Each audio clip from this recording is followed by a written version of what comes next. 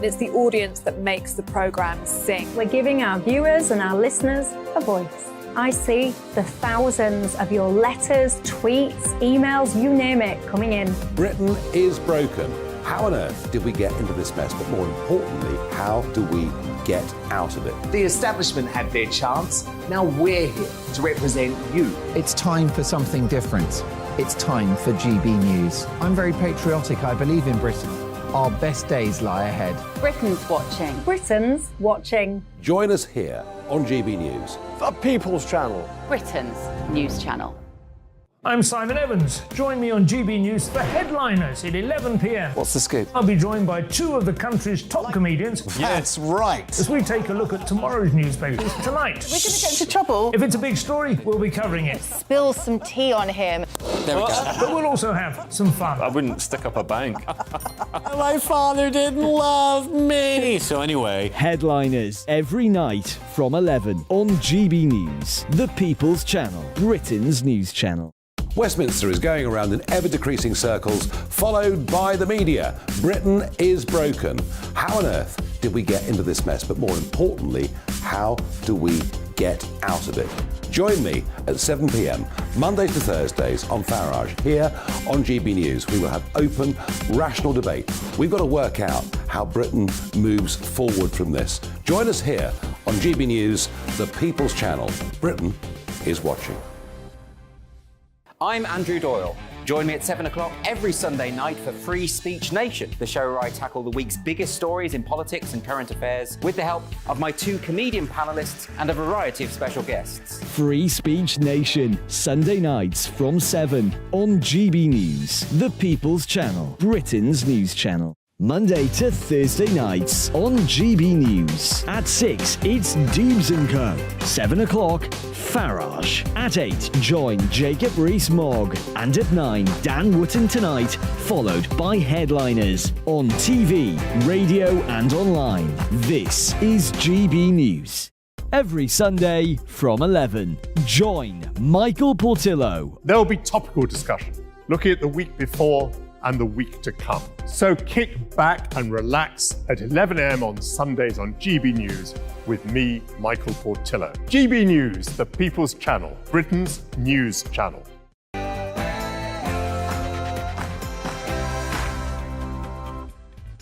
It's Saturday night and this is the Saturday Five. I'm Darren Grimes, along with Albie Amoncona, Emily Carver, Reem Ibrahim and Benjamin Loughnane. Tonight on the show, Philip Schofield lied and his ITV career has died. Why religious fundamentalists should not be able to be teachers. Just Stop Oil should put down the orange powder and check their privilege. Why Sir Keir Starmer does not have the guts to save Britain's healthcare problems. And should we bring back the death penalty for child killers? It's 8 o'clock and this is the Saturday Five.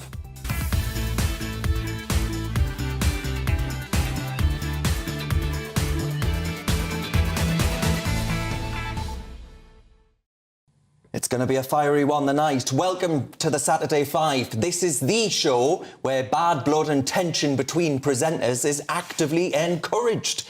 We debate the big topics of the week. Each week I'm joined by Emily and Albie, but there's no Benjamin Butterworth this week. So we're joined by two special guests, the brilliant broadcaster and political commentator Reem Ibrahim, and we still wanted one Benjamin on the show. So welcome along Benjamin Loughnane, a researcher at the Bow Group. There he is. Now, the premise of the show... Yes, I want you at home to decide which one's better. The premise of the show, which Benjamin that is, the premise of the show is quite simple. Each of us gets to outline our view on a chosen topic, a big story of the week. Then we all pile in and it can get pretty ugly at times. And of course, we want to know your views throughout the show. Please do get in touch by emailing gbviews@gbnews.com or tweet us at gbnews. But before we start rubbishing each other's arguments, tearing them apart, it is time for your Saturday Night News with Roy Smith.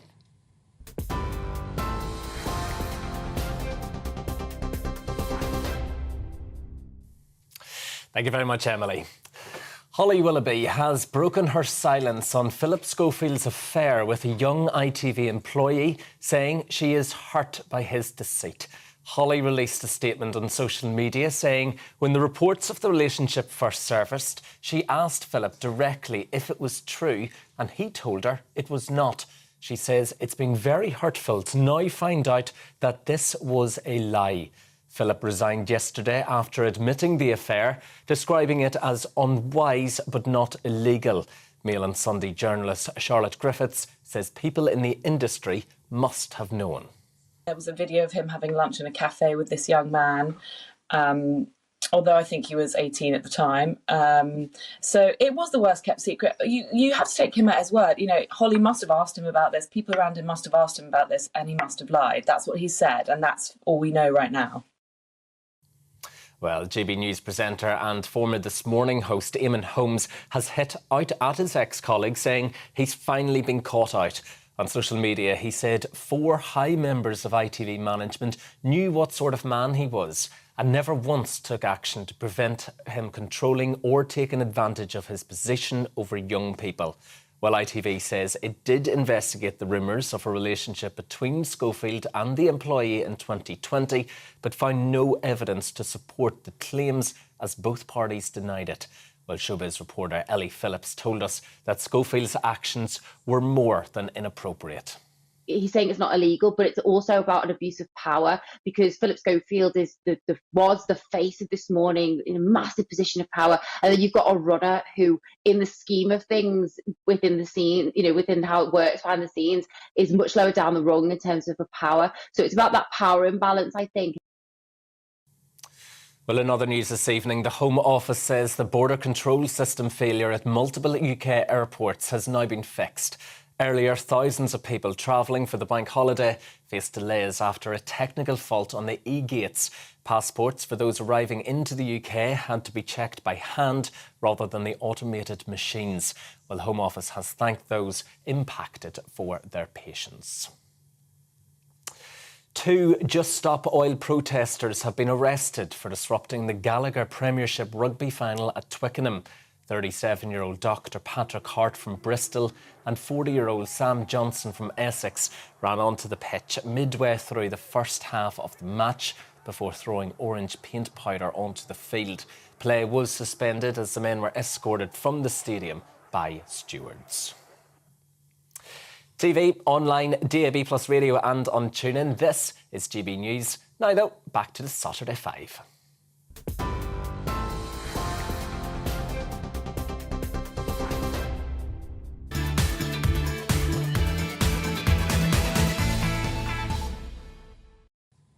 Yes, it's Saturday night. You're with the Saturday 5. I'm Emily Carver.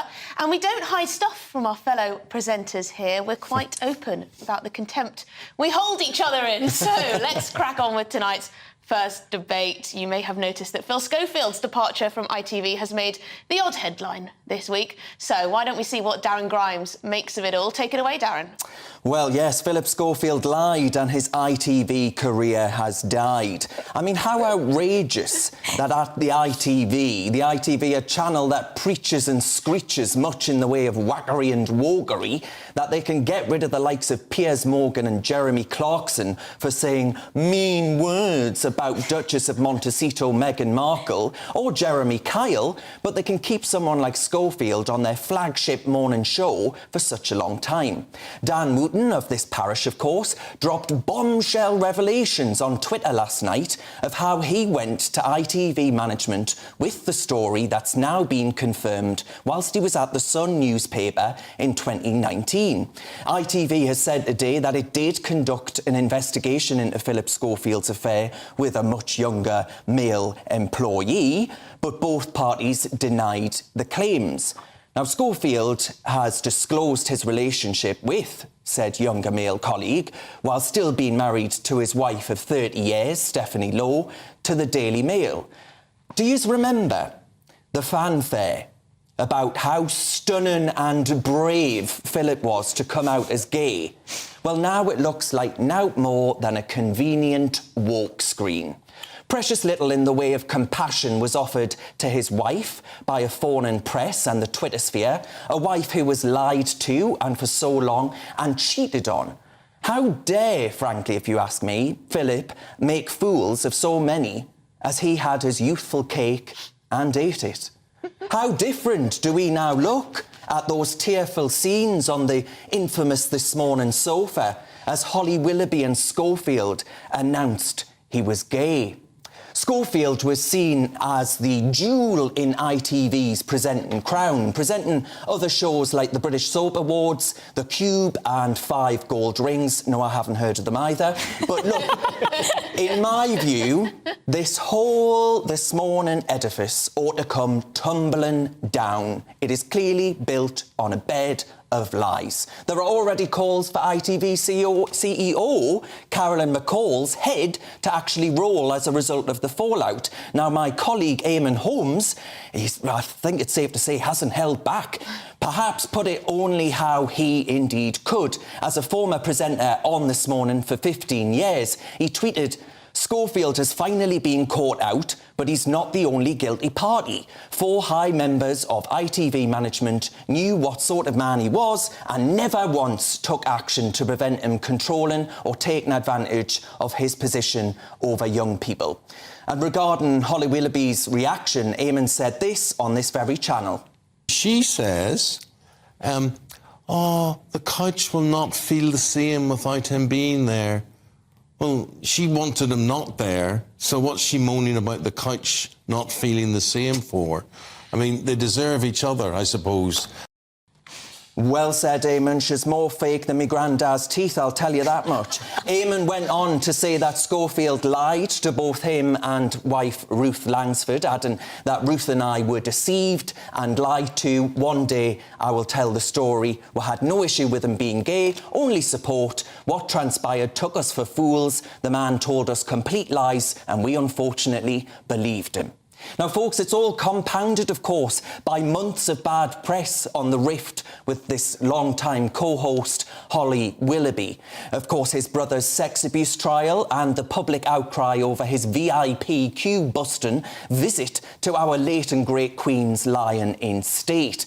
Tonight, Willoughby issued a blistering statement without a trademark use of pretty emojis by saying this: "It's taken time to process yesterday's news. When reports of this relationship surfaced, I asked Phil directly if this was true and was told it was not. It's been very hurtful to now find out that this was a lie." Which, I tell you what, is pretty damn interesting, given Dan Wooten reports for Mail Online tonight that ITV cars ferried this young man from the TV studios to Schofield's apartment. Insiders are asking questions about just how much was known of the unwise but not illegal, Schofield's words, not mine by the way, relationship. Now, I dare say this story's going to run on for the rest of the weekend. Perhaps Schofield's former puppet colleague, Gordon the Gopher, has a thing or two to say. But whatever more there is to come out, the Muppeteer is clearly Schofield. This is all enough to damage not just Schofield, but also ITV and its defenders. Now, Albie, I can see you champing at the bit there, ready to go for my jugular. What do you make of all that? You don't agree with a word, do you? I think you're putting words into my mouth, Darren. Look, there is no doubt in my mind at all that Philip Schofield has behaved absolutely reprehensibly.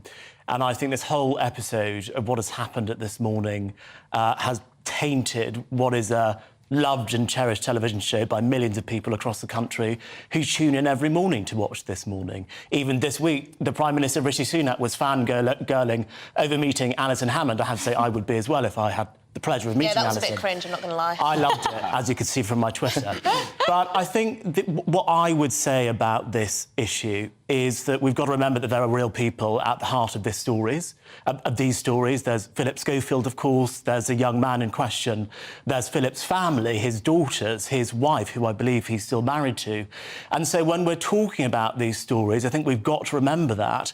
And it wasn't that long ago that we were all mourning the tragic result of Caroline Flack's trial by media. And I think my concern is we might be seeing something similar here. And I would really hate for something like that to happen to Philip, even if I completely despise what he's done. Do you know what? I actually don't agree with that at all. I mean, Caroline was hounded. Caroline Flack, that is. Is he not being hounded? Did you not just hound him? She was hounded, yes. I did just hound him, and rightly so, right, because he's a liar and a charlatan.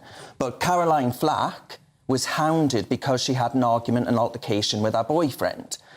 this isn't the same as telling a complete litany of lies for years on end. Well, she was accused of being an abuser. I mean, that was the accusation, and that was what was going round across the media. And then, of course, being accused of a crime, and that then she had that trial by media. So I think the comparison is actually quite similar. And you know, Philip Schofield, as far as we are aware, has done nothing illegal. And so I think that we cannot use the media in this way to portray him in this way. Right. And Benjamin, what do you agree with that? Well, no, I think, you know, Philip, at the end of the day, you don't have a right to be a media personality or a TV star. If you're a horrible person, you tell lies to your colleagues, you tell lies to your superiors, and you behave in a certain way where you abuse a position of power and the people below you, potentially, you know, allegedly. I don't think there's any reason he should ever work in the media again, and certainly not at ITV. So I think, you know, it's one thing to say we're hounding him. It's another thing to say that he's been rightly chastised for behaving and, you know, misusing his position for years. I would just say that I doubt it's only Phil Schofield who's in the wrong here. No, of course. Yeah. I mean, I don't know how much we can say, but I think that it's quite clear that there's been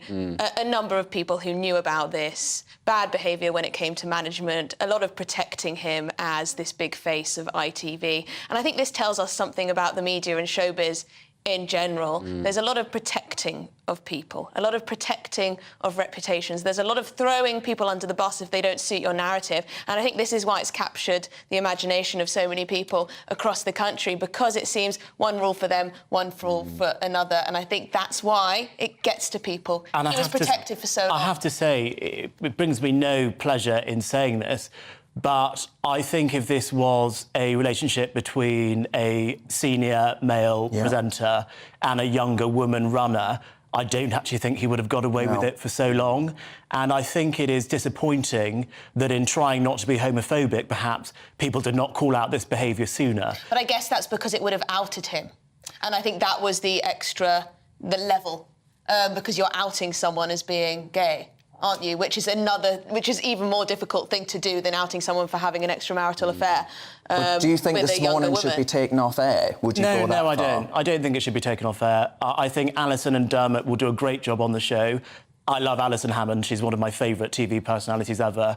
And I think if she can save This Morning, then that's a good thing for Britain. She's quite jolly, and she's jolly, she has a personality. I saw her standing next to Holly when they co-hosted together, and Holly looked like a piece of wood compared to her, a plank compared to her. Alison did outshine her. She did, and I think when we're looking at the viewing figures with This Morning, they've dropped by about 170,000 since Philip had resigned. So I actually think, you know, at the end of the day, This Morning is Philip and Holly, and whilst they are gone... Maybe they dropped because of the scandal. Maybe people... Yeah, well, absolutely. Do you think people will go back to This Morning after this whole fiasco? Well, no, because on GB News there is an alternative. Also, the whole thing about the show, if you've bothered watching it ever, I mean, it might not be top of your list, but it's all about talking about people's dilemmas and the way they've treated people in their lives, affairs, irony, and bullying, and all of this. And it would be impossible for Phil to keep a straight face, I think, now anyway, and Holly too. Well, it was like when Phil handed David Cameron a list of MPs accused of certain things, by the way, were unsubstantiated on air, and said, "Are you going to deal with this?"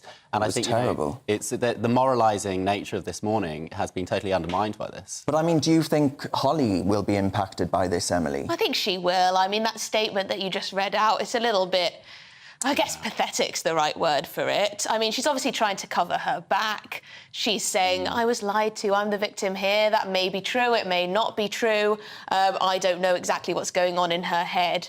But of course, she looks weak, and I don't think she was that... this is a bit harsh, but I don't think she was all that anyway.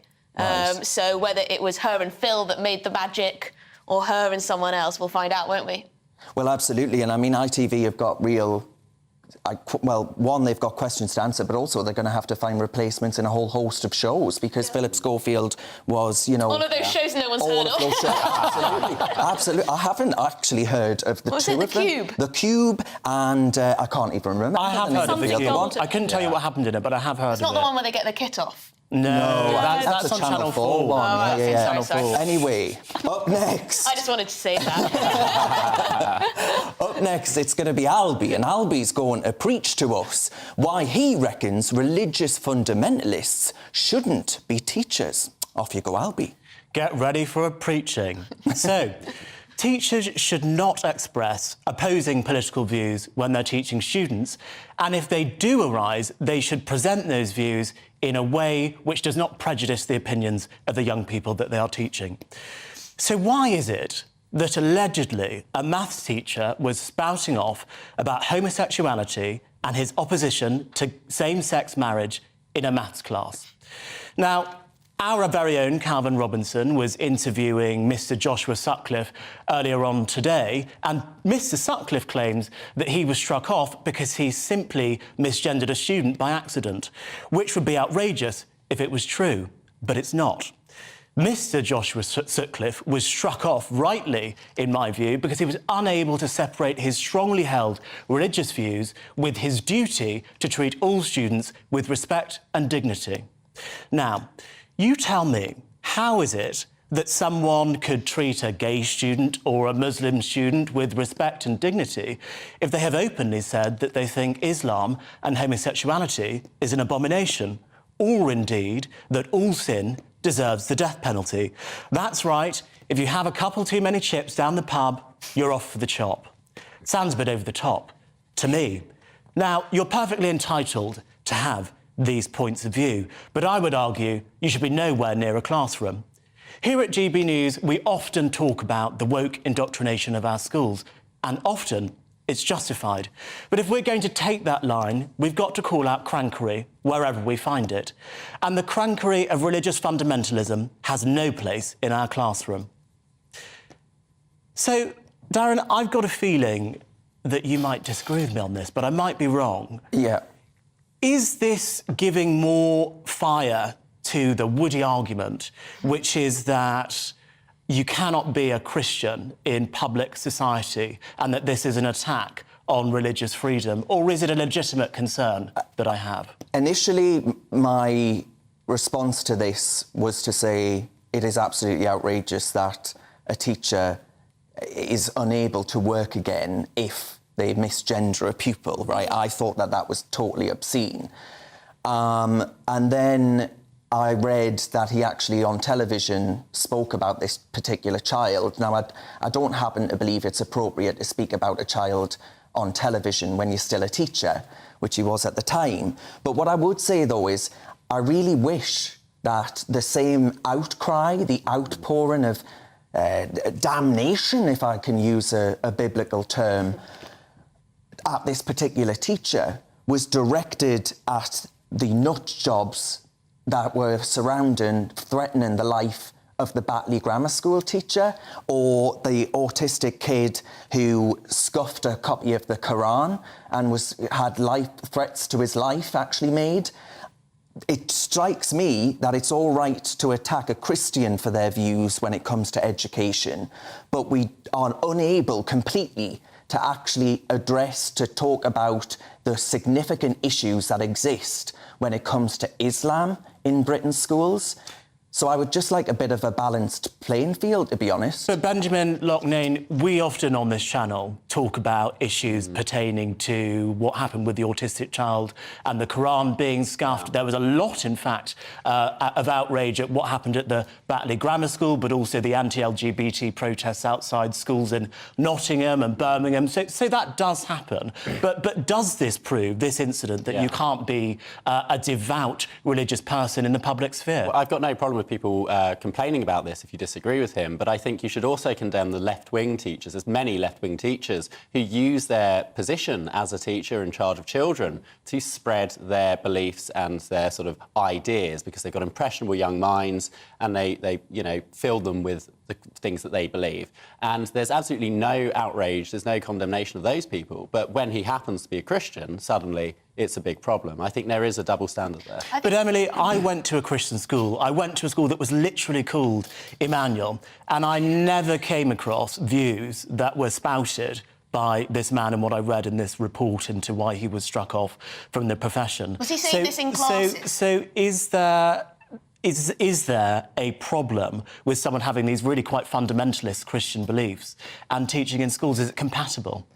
well, if you spout in the classroom your beliefs, yes, you probably shouldn't be in that profession. But I think on Benjamin's point about the left-wing indoctrination in schools, you know, a lot of people think, oh, that's just Daily Mail nonsense, you know, that's just what you'll find in the tabloid newspapers, the right-wing newspapers. But it's completely true. It is completely... Alistair Campbell, of course, Blair's spinner, he was saying how he thinks children aged 5 and upwards should have political education in schools. It doesn't take a genius to work out but that might be. Emily, if we can actually just stick to the topic. No, I think that's actually interesting. One point very quickly. One of the allegations which was upheld in this report was that he spoke about his opposition to same-sex marriage in a maths lesson. If you can condemn woke indoctrination, can you condemn this? I literally just said I don't think he's in the right profession. But I think the more interesting question is the fact that we have indoctrination in our schools in general. And I think it needs to be a balance across the board. So, no, I wouldn't want a Muslim teacher doing that, and I wouldn't want a Christian teacher doing that. If you choose to send your children to a religious school, then perhaps we have some leniency there. Freedom of conscience, freedom of religion, freedom of expression, and so on. But in a state-run school, I can't see there's any justification. And it's quite remarkable, actually, that he has gone on the media and said all these things in this day and age. Well, yeah, what I would say to that, sorry, Reem, but what I would, just to actually speak up for this man, he did just come on Calvin Robinson's show just before we were on air and say that actually what he was saying was that Christ died for our sins, that he wasn't saying all sinners must be murdered in an act of, I don't know, some theological genocide. He was saying that actually Christ died for our sins, you know, we're all forgiving sinners, which is a fundamental of Christian belief. Oof, I wonder what people at home think. It's a tricky one. It's a tricky one to balance, because obviously we've got freedom of speech, but it works both ways, and we can't have indoctrination in schools, particularly if you're a maths teacher. I mean, what has gay marriage got to do with maths? Perhaps there is a link, who knows? Anyway, still to come tonight, I will have the latest from those lovable rogues, Just Stop Oil. In my Carver Palaver, Reem will ask whether Keir Starmer has the guts to fix Britain's healthcare problems, or are they terminal? But up next, Benjamin asks if child killers deserve the death penalty. You're with the Saturday 5 live on GB News. First and foremost, I am a GB News fan, and I was before I was working here. Just love the fact that we're asking the questions that a lot of establishment media won't ask. With a bit of a twist, we not only want to inform you, but we want to keep you entertained. It's worth the drive because you get in and the team's all ready and waiting, they're itching to go, and it's a proper little family. GB News is the People's Channel. It's the audience that makes the programme sing. We're giving our viewers and our listeners a voice. I see the thousands of your letters, tweets, emails, you name it, coming in. Britain is broken. How on earth did we get into this mess? But more importantly, how do we get out of it? The establishment had their chance. Now we're here to represent you. It's time for something different. It's time for GB News. I'm very patriotic. I believe in Britain. Our best days lie ahead. Britain's watching. Britain's watching. Join us here on GB News. The People's Channel. Britain's news channel. I'm Simon Evans. Join me on GB News for Headliners at 11 p.m. What's the scoop? I'll be joined by two of the country's top comedians. That's right. As we take a look at tomorrow's newspapers tonight. We're going to get into trouble. If it's a big story, we'll be covering it. Spill some tea on him. There we go. But we'll also have some fun. I wouldn't stick up a bank. My father didn't love me. So anyway. Headliners every night from 11 on GB News, the People's Channel, Britain's news channel. Westminster is going around in ever-decreasing circles, followed by the media. Britain is broken. How on earth did we get into this mess? But more importantly, how do we get out of it? Join me at 7 p.m, Mondays to Thursdays on Farage, here on GB News. We will have open, rational debate. We've got to work out how Britain moves forward from this. Join us here on GB News, the People's Channel. Britain is watching. I'm Andrew Doyle. Join me at 7 o'clock every Sunday night for Free Speech Nation, the show where I tackle the week's biggest stories in politics and current affairs with the help of my two comedian panellists and a variety of special guests. Free Speech Nation, Sunday nights from 7 on GB News, the People's Channel, Britain's news channel. Monday to Thursday nights on GB News. At 6, it's Dubes & Co. 7 o'clock, Farage. At 8, join Jacob Rees-Mogg. And at 9, Dan Wootton Tonight, followed by Headliners. On TV, radio and online. This is GB News. Every Sunday from 11, join Michael Portillo. There'll be topical discussion, looking at the week before and the week to come. So kick back and relax at 11 a.m. on Sundays on GB News with me, Michael Portillo. GB News, the People's Channel, Britain's news channel.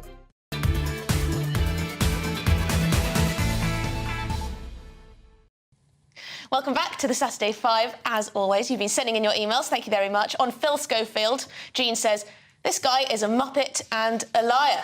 To the point. But that was then. This is now. Move on. Stop hounding before something bad happens. Don't you dare start on Holly. Oh, that's us told. Well, that is us told. I thought she was in agreement until then. And Maggie said, the teacher is not saying we should be killed if we sin, but that we all die eventually because we are sinners. Yeah. This is not fundamentalism. It is ordinary Christianity. Yeah, are we getting all het up about bog standard Christian teachings? Debate that again. But first, let's debate our next debate, which is Ben Loughnane. He's not holding back on his Saturday 5 debut. He thinks it's time to bring back capital punishment. Yes, it's time for Big Ben to chime in.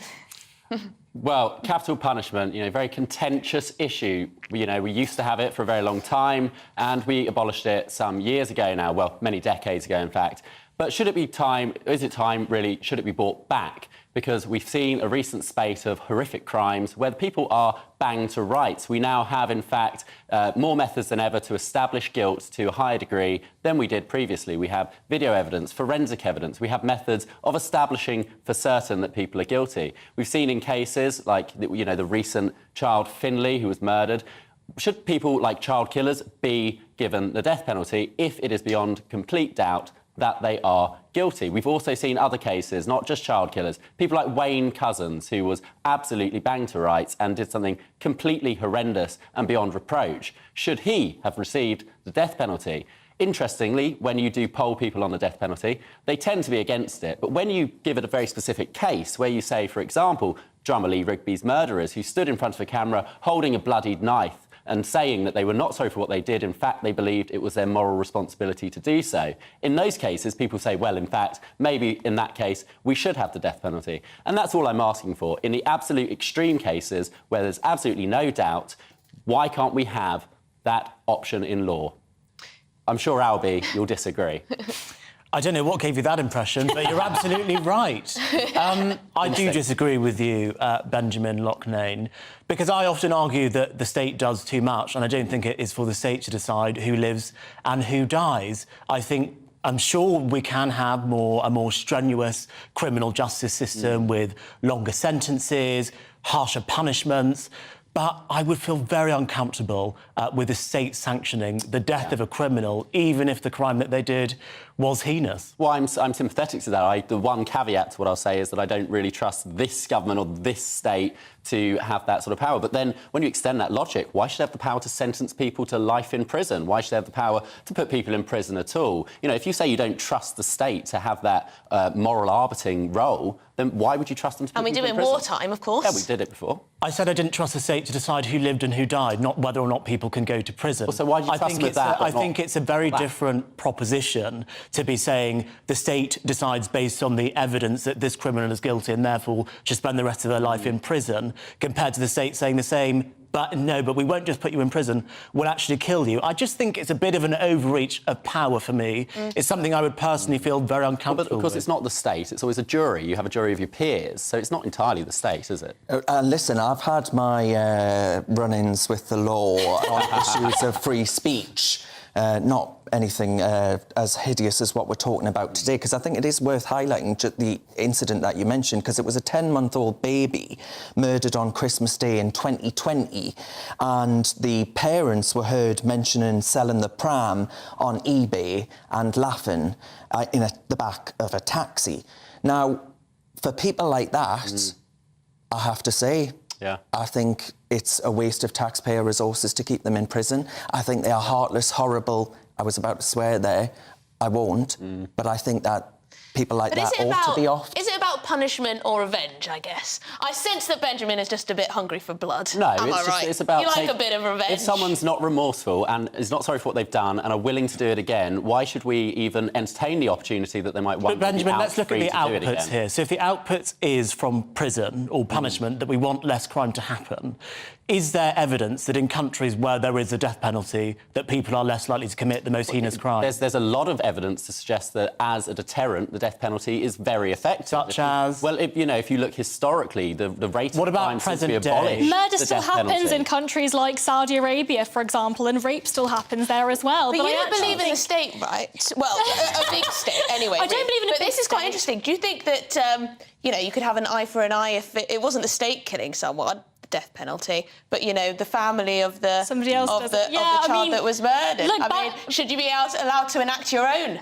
No. Back in Anglo-Saxon times, that's how the law worked, right? If somebody killed your family member, you kill one of theirs. Look, I don't think that's practical in the modern day. I'm not advocating for that either.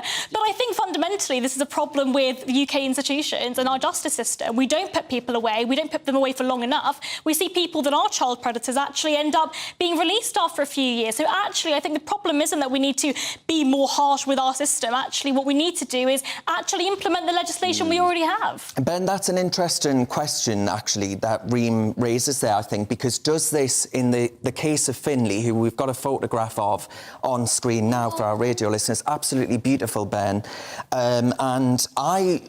is there an argument, Ben, that actually what it would do is take the scrutiny off of these sick, twisted, again, I keep wanting to use a particular word, but these people from the social services, actually, and perhaps potential failures of the state in actually allowing this child to be placed back with these people? Yeah, potentially. But on the other hand, if we did have the death penalty, if we had sort of the extreme in law, it would also give us more scrutiny in our justice system because you'd have a higher degree of evidence required. You'd have much more in terms of juries considering it if you had that. So I think it would balance out on, you know, on Is there proof of that in areas. countries where there's a death penalty currently? I'm sure, look, there's the kind of countries which still have the death penalty. The US? Well, they don't. Well, the US is one example, but they of course have a very long death row. So the amount of people who actually get And actually costs more taxpayer money to put somebody on death row in the US than it does to just send them to jail. But on that note, though, it does cost a hell of a lot of money to bang someone up for life as well, but we're going to have to leave it 40 grand a there. year, I heard. Yeah, ridiculous sums.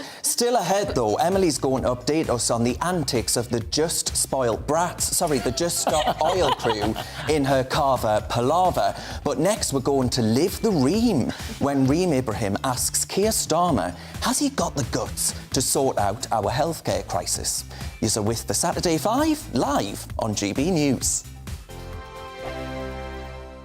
It's all about family, being in people's living rooms, all the interaction and getting to know who our viewers and listeners are. When I was young, my dad used to say, Nana, stop arguing. I wanted an outlet that would enable me to give my opinion.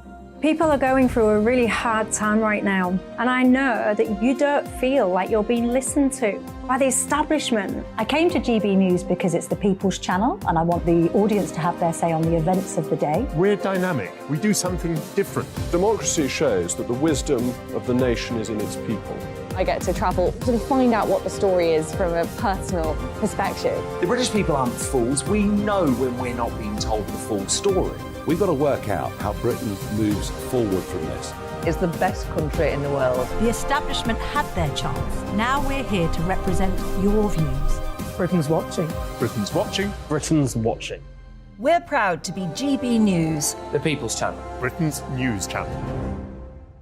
Join me, Patrick Christie's, Monday to Friday, 3 till 6. We tackle the day's news agenda like you've never seen before. It's high tempo, high octane, the most controversial topics, and the best guests. You will not be able to take your eyes and ears off it. I'm not afraid to ask the questions that you really want answered. 3 till 6 p.m, Monday to Friday on GB News, the People's Channel, Britain's news channel. Join us every night on GB News at 11 p.m. for Headliners, which is 3 top comedians going through the next day's news stories, which is exactly what you need, because when the establishment has gone crazy, you need some craziness to make sense of it. So join us 11 p.m. every night on GB News, the People's Channel, Britain's news channel.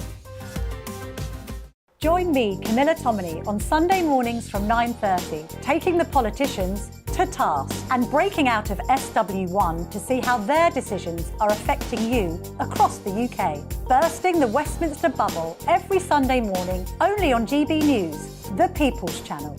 Britain's watching.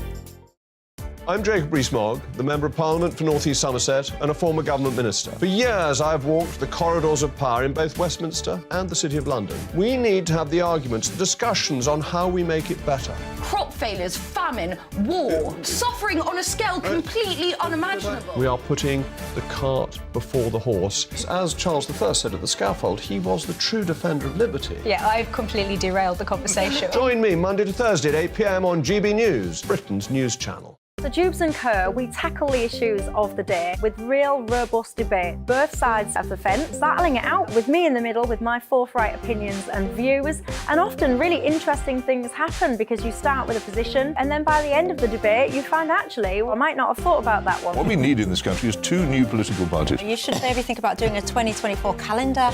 I'm Michelle Dewberry and I'm keeping you company right through until 7 o'clock this evening. GB News, the People's Channel, Britain's watching.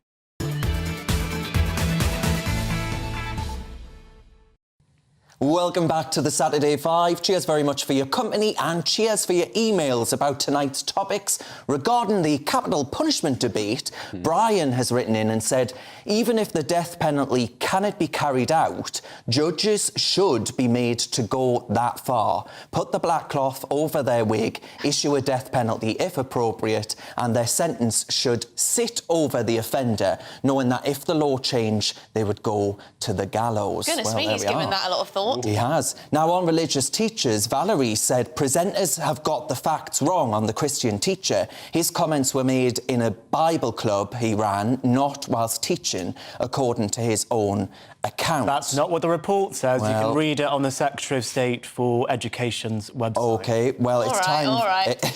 We're going to go to Reem now for our next debate. Reem's going to be discussing whether or not Keir Starmer has what it takes to overhaul our health system. So buckle up, everyone. It's time we lived the Reem. Love that introduction. So we're told that our National Health Service is the envy of the world. We're told that when we're left waiting for GP appointments or left on waiting lists for life-saving treatment, that all we need to do is throw more of our hard-earned taxpayer cash at the broken system. So this week, Labour leader Sir Keir Starmer argued that effectively we need to reform our NHS in his super radical changes. Let's take a look. What do we value? What do we conserve, cherish and protect? The answer, a public and universal health system, free at the point of use, paid for by general taxation, the NHS. We've heard it all before. Our NHS, supposedly, that we clap every Thursday for during the pandemic, is absolutely broken. We spend currently just below £200 billion on our National Health Service, and currently we have a record high level of 7.3 million people on waiting lists.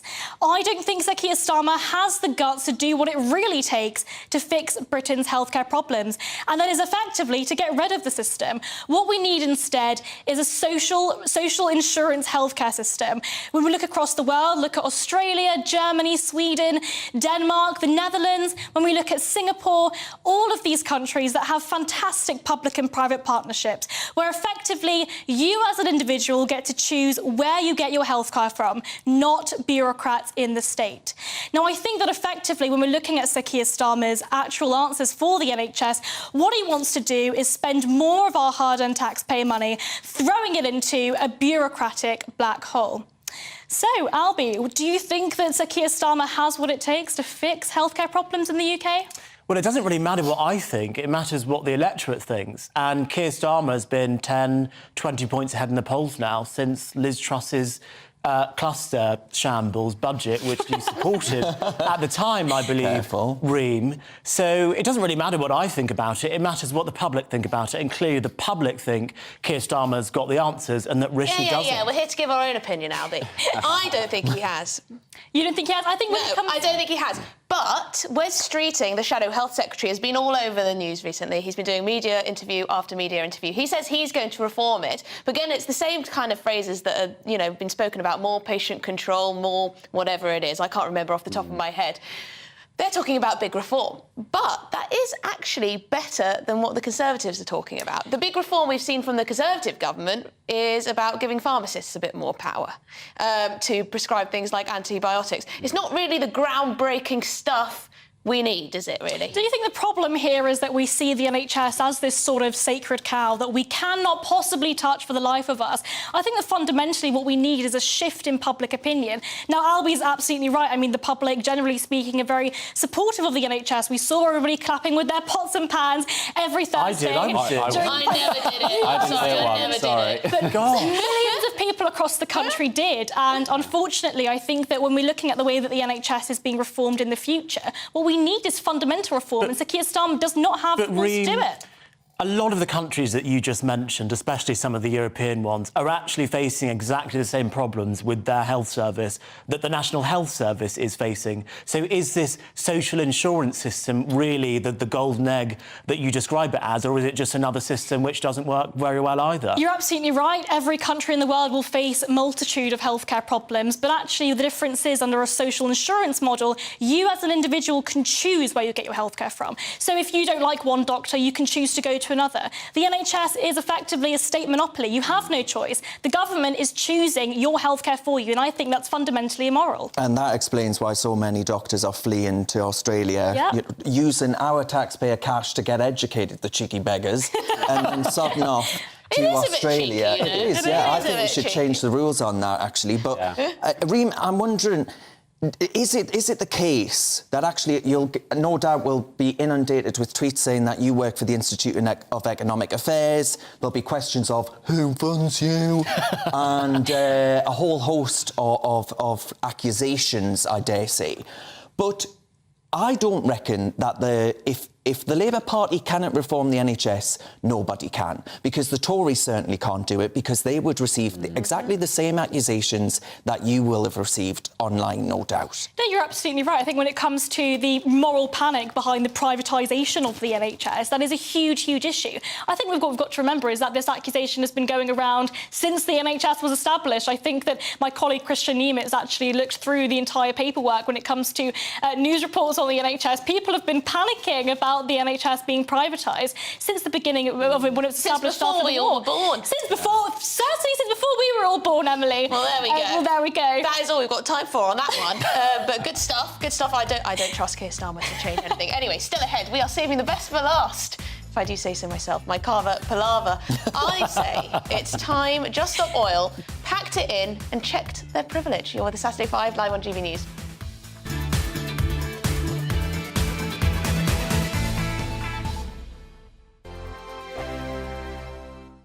I joined GB News because I was sick and tired of not hearing my views being represented, not just mine, but so many people that I knew and spoke to. I just couldn't get my voice out there. I couldn't say anything. I couldn't do anything. Whatever the narrative was, I kind of had to follow it. GB News is there to provide a voice for those who have been ignored by the establishment media. We think different things, we've got a different style. GB News is here to be optimistic and positive about the future. It's real kind of dynamic and flowing, with the audience very much at the heart of it, like a big family. Here at GB News, we talk about the things that matter to you. Hearing the voices from right across our towns and cities, especially our towns. All sides of the argument represented with a heavy dose of opinion.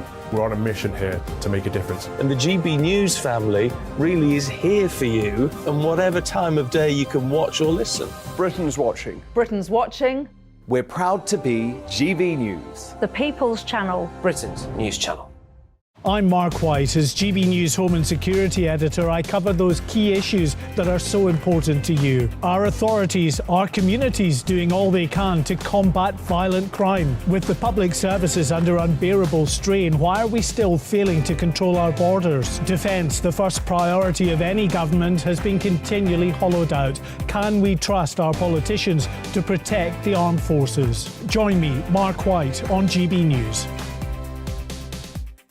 Monday to Thursday, 9 p.m. till 11 p.m. Join me, Dan Wootton. I'll bring you the sharpest takes and hottest debates. Do you not believe in prison? I don't believe in prisons. I'm completely stunned. I guarantee you there'll be no spin, no bias, no censorship. I actually was personally quite offended by it. And no reason to go to bed. So I guess they've always been quite woke. That's Dan Wootton tonight on TV, radio and online. Monday to Thursday from 9 p.m. till 11 p.m. on GB News. The People's Channel, Britain's news channel. You've probably seen politicians interviewed 1,000 times, but we do it differently. We find out who they really are, we don't shout, we chat, and hopefully we bring a bit of light, not just heat. Did you know Kate Moss? Apparently. Do you have a pair of jeans or a pair of jeans? No, of course I don't. What would I do with them? My friends are like, oh my God, what's she doing now? Join me every Sunday at 6 for Gloria Meets, only on GB News, the People's Channel, Britain's news channel. Start the day with GB News. We catch up on all the big stories you didn't hear the night before. And take a look at what the world's talking about this morning. That's right, Monday to Thursdays from 6 o'clock. It's Breakfast with Eamon and Isabel. Straight after breakfast, join us, Bev Turner and Andrew Pearce. We're going to take you through till noon. We'll be tackling the big topics of the day, including the things that the other channels just won't talk about. If it's happening here. Wake up to mornings on GB News, the People's Channel. Britain's news channel.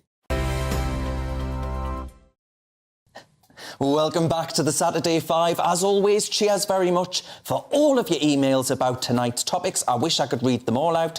Judith says, I can't believe we don't already have the death penalty for these horrendous crimes, which seem to be on the increase. But then Bridget says, I'm old enough to remember capital punishment and my dad was a Met senior officer. If you get it wrong, you can't bring that person back from the dead. I do believe that life should be life as it used to be. Well, that's it then. I think that's a pretty interesting comparison of... yeah, well, there we are, Ben, you've had your look. Now, up next, though, it's going to be Emily, and Emily is going to tell us what the Just Stop Oil crew have been getting up to now. Time for the Carver Palaver. I quite like that, Just Stop Oil crew. Well, they've been making rather a spectacle of themselves in recent days, haven't they? Or at least they're trying their best to. I suspect that by now most of us see them for what they are, a self-righteous bunch of cultists who have nothing better to do than run around throwing orange powder everywhere. But it turns out that you can only take the mick of the British public for so long before we start to get our own back. Let's have a look at their latest antics, and I'll let you decide who the goodies and the baddies are here. So cue Just Spoiled Brats, oops, Just Stop Oil's eco-stunt at the Chelsea Flower Show. We are part of Just Stop Oil. We're asking the government to stop licensing fossil fuels, which are a death sentence to us all. The Secretary General of the United Nations has said the true criminal radicals are the governments that are still licensing fossil fuels. That's our government. Our government is causing the death of humanity. Just Stop Oil. Join us on a slow march. That's enough of that. I don't know about you, but I quite like the cut of her jib, actually. Darren just mumbled that we should get her a medal. Anyway, moving on. Scaffolder Lewis Greaves decided to take matters into his own hands. Here's what he told GB News.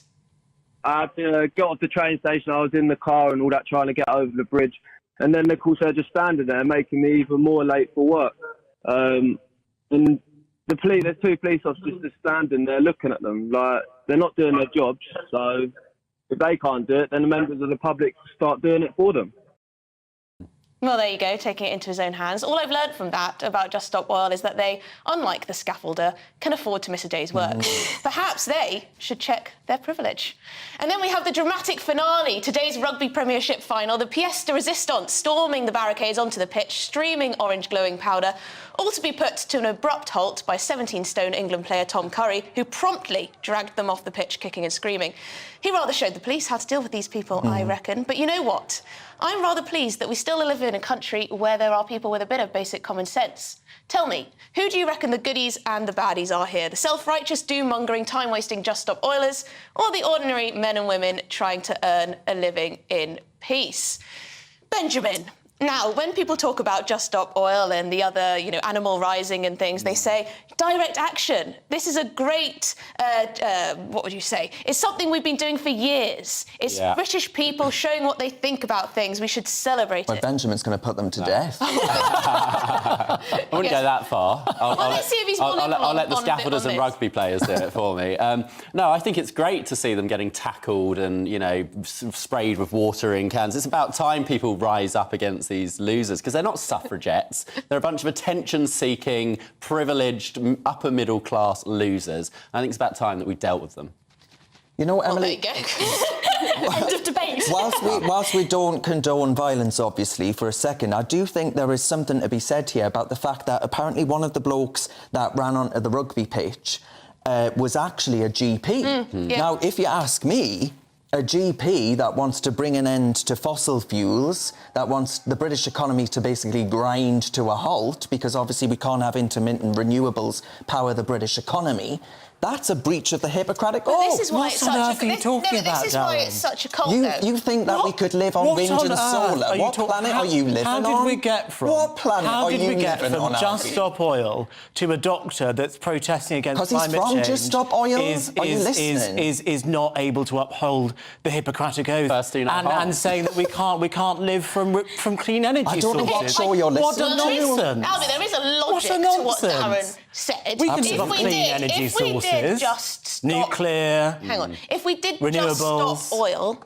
as they ask, we simply wouldn't be able to live. How are you going to power someone's gas boiler, Albie, with nuclear energy? I think how's Doris in Manchester going to keep ourselves warm we transition from dirty energy sources to clean energy sources. What rubbish? What complete and utter by rubbish? 2050, net zero by 2050. It's something which this Conservative government supports. Yes, and I support them in that mission. And people are going to die out of cold. Fundamentally, this entire conversation is based on the idea that we need to increase the supply of energy, right? So let Rex speak. So anybody, whoever they are across the country, needs to be able to afford their energy bills, obviously. Now, the reason why energy bills are so high is because we've been able to restrict the energy supply usage. Obviously, with Russia-Ukraine, that's reduced the supply of energy. What's the cheapest energy source, Reem? The cheapest... Well, I actually think we should go nuclear. Now, the problem is, a lot of these Just Stop Oil protesters are against nuclear energy. They're onshore wind is the cheapest energy source. They are against renewable energies that actually will support us in the future, support our energy supply. So I think fundamentally Darren is right. I mean, we're looking at a lot of these protesters. They don't support energy supply increases that actually will make energy bills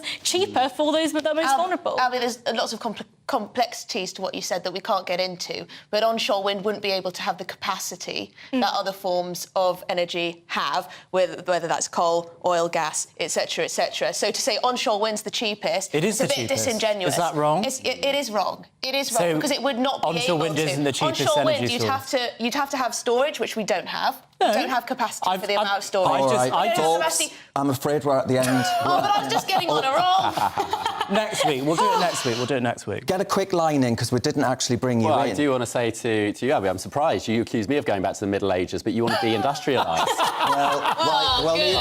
We'll leave it there. Thanks to our guests tonight, Reem Ibrahim and Benjamin Loughnane in there.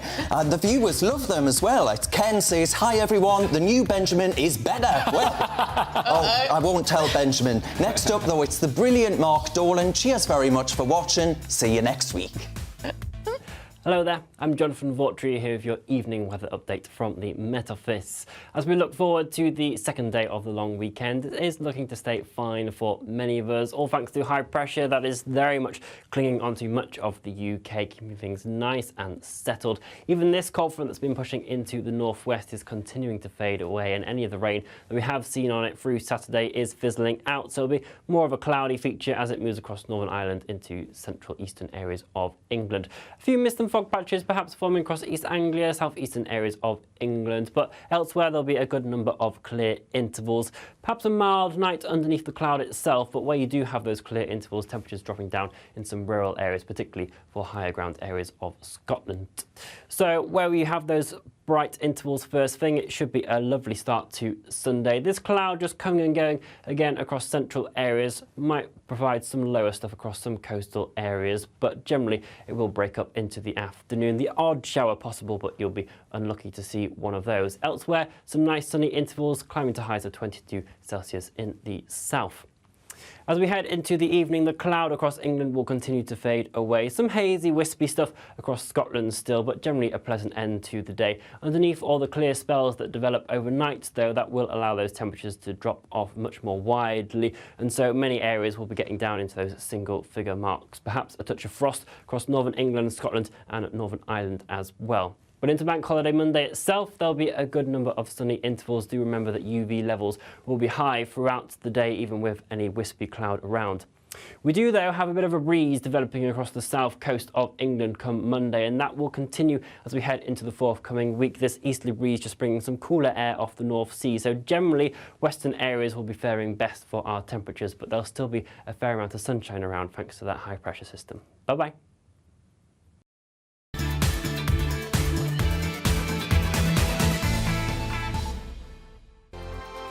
First and foremost, I am a GB News fan, and I was before I was working here. Just love the fact that we're asking the questions that a lot of establishment media won't ask. With a bit of a twist, we not only want to inform you, but we want to keep you entertained. It's worth the drive because you get in and the team's all ready and waiting, they're itching to go, and it's a proper little family. GB News is the People's Channel. It's the audience that makes the programme sing. We're giving our viewers and our listeners a voice.